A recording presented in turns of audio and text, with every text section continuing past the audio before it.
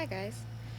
So for this next lesson, we're going to go at level 1, the 40 book challenge. And before we start, maybe pause this video. Make sure that opened in a separate tab you have the 40 book challenge workbook open. You're going to need it as we go through because you're going to be filling it out. Today's mission is to learn about different genres, plus get some book recommendations and learn how to complete your 40 book challenge workbook, and also to earn credit and be entered to win that gift card. So as I mentioned the other day, you get entered into a gift card every time you complete 5 books, okay? And you'll get a badge on Schoology. So every time you complete 5 books, you're entered to win a $10 gift certificate to Amazon. Now, the more projects you complete, you're also earning participation points for our class, and those participation points equal how many times your name gets entered into our monthly raffle, okay? So participation points not only help you practice and get a better grade, right? Get that knowledge. That's smoothly writing. They also earn more entries to the raffle. Okay, so we do that every month as well. So that's just in general. Okay, moving right along. So what is a genre? So a genre is a group of books, right, or movies that share similarities in the story and style of writing. We're going to go over a whole bunch of different genres in this lesson, but just so you know, some other ones that we're not going to review are things like the short story, the essay, the gothic, or science fiction. So there's lots and lots of genres, and we're going to go over a bunch today. So in each slide, as we go over the different genres, I'm going to give you a description of it, and then I'm going to give you some recommendations. So be looking out for that format. So fantasy books usually take place in a made-up place and have characters and events that could never happen in real life. So for example, there's wizards, there's witches, there's magic, there's power, superpowers, there's ghosts, there's zombies, there's animals that can talk. So think comic book, right? Spider-Man is a fantasy. We all wish we could get bitten by a radioactive spider and suddenly have magical powers, but it ain't happening in real life. So here are some recommendations and examples. So the Harry Potter series, Children of Blood and Bone, Blade So Black, and all of the Lightning Thief books by Rick Riordan. And if you're really into Spider-Man, there's also a great Spider-Man book by Jason Reynolds. So Jason Reynolds wrote a Spider-Man, a Miles Morales book. That's really good. So if you're into that, this might be your jam. And as you're filling this out in your workbook, there is a section for books that you want to read.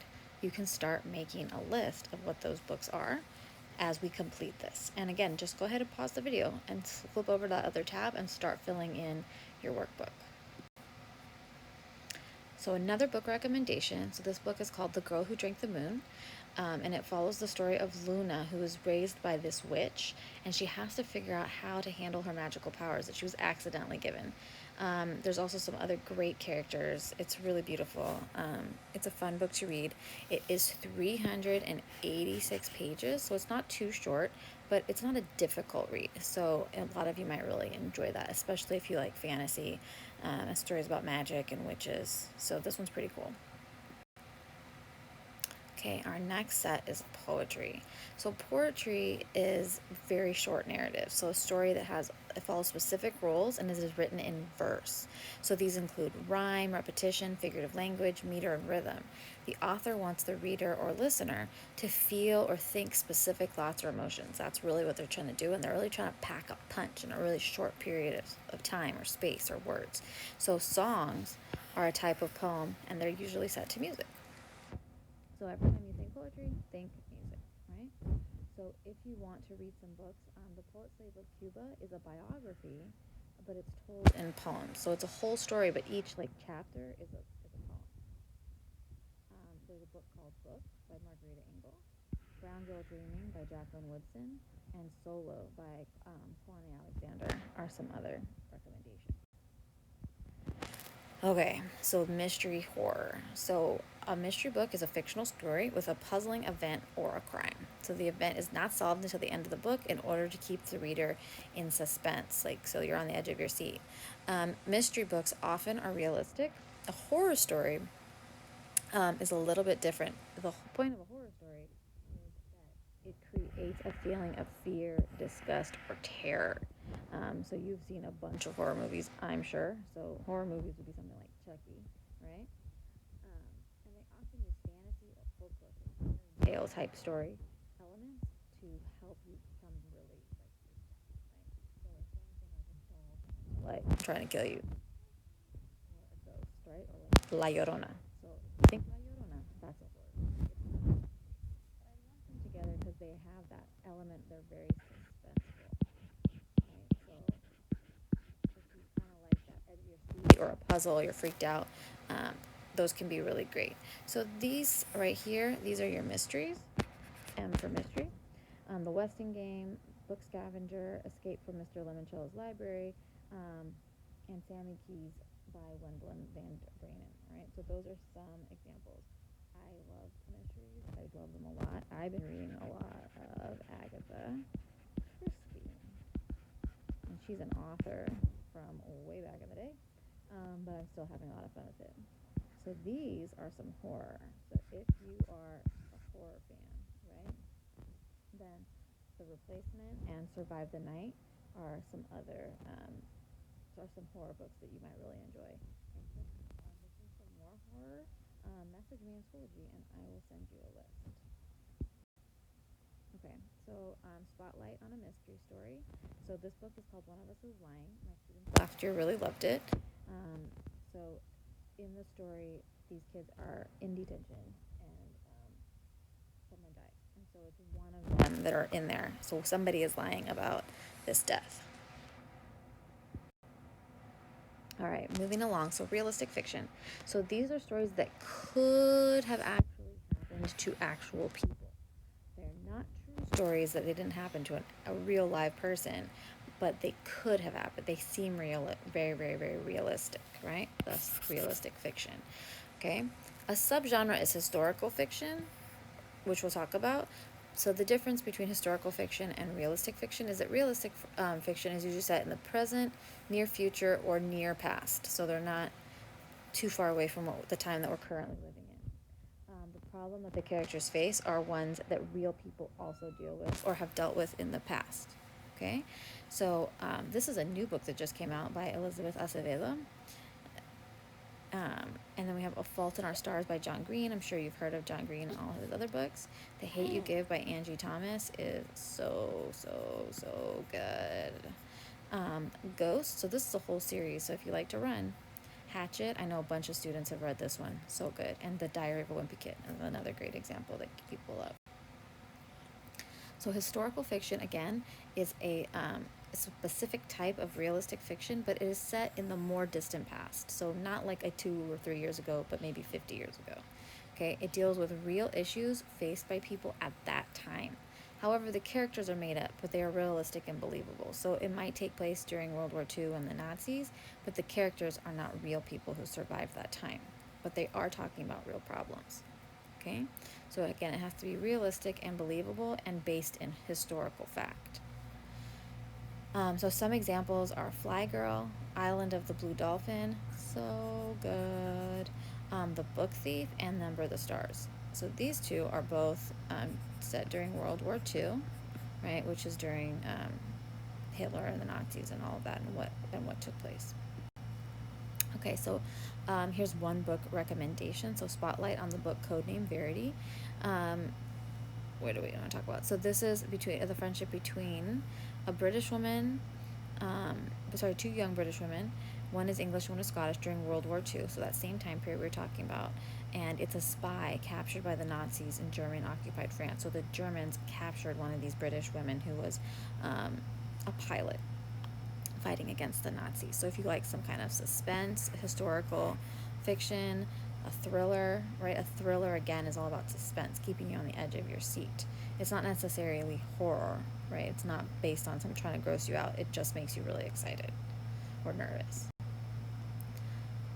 so informational text. So this is a work of nonfiction and does not contain characters, but rather the author's purpose. And I want you guys to really focus on that word, author's purpose, because we're going to be talking so much about that, is to inform the reader about a specific topic. So often the author will use specific text features like a table of contents, right? An index, a glossary, bolded or italicized words, photos, caption, graphs, and charts. Okay, so some examples of that are Genius, the most astounding inventions of all time, the notorious Benedict Arnold, so this is about a particular person, First and 10, top list of everything in football by Sports Illustrated, and the Guinness Book of World Records. Okay, so they're not telling a story, they're sharing facts. A biography tells the story of a real person's life but is written by someone else. So these are some kind of terms. So this is a biography. An autobiography is, look at that typo, whoopsie, is a real story about a real person that they tell themselves. So autobiography, they told it themselves. Biography, someone else is telling it about them. These usually start at the person's birth and go in chronological order, so in the order in which the events happened. Okay, and memoirs are by a person about a specific part of their life. Okay, so all of those, we're going to call them biography because they're the same thing, a story about a real person's life. So here are some, again, great books if you're interested in biographies. I know I love reading biographies. So Hidden Figures by Margaret Lee Shetterly. I Am Malala. This is so good. I really recommend this book. The Boy Who Harnessed the Wind. Excellent. And then our spotlight, and I have this book in real life in our classroom, but we're not in our classroom. But you could borrow it from the library. So it's The Edge Sporting Heroes, and this one is about Cristiano Ronaldo, and so many students, I had it last year and kept reading it. I don't even know when I got it back last. It's so short, so if you're not someone who is very confident in your reading skills right now, this is a great place to start. Also, if you love reading about football, so this is another excellent option. Okay, so your job is to read 20 pages each night and level up, right? Read each pages each night and complete one reading log each week. Okay? So just by completing this, you level up.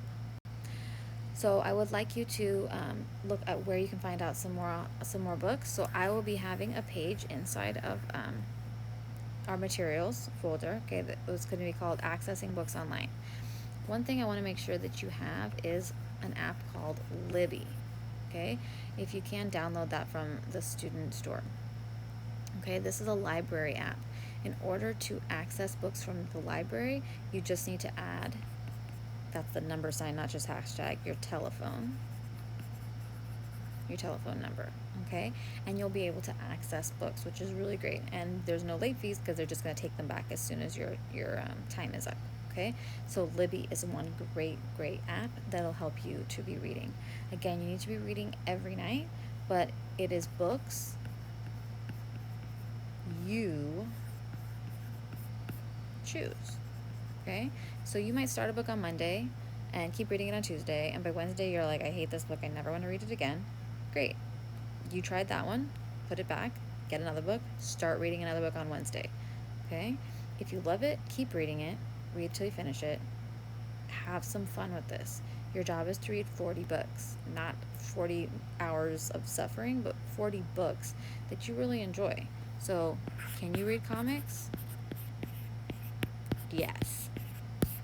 Okay. Can you read manga? I never say that right. Yes. Can you read anime? Yes. Please read. Again, you should be reading 20 pages every day of your life. If you're reading books that you love, this won't be anything but fun.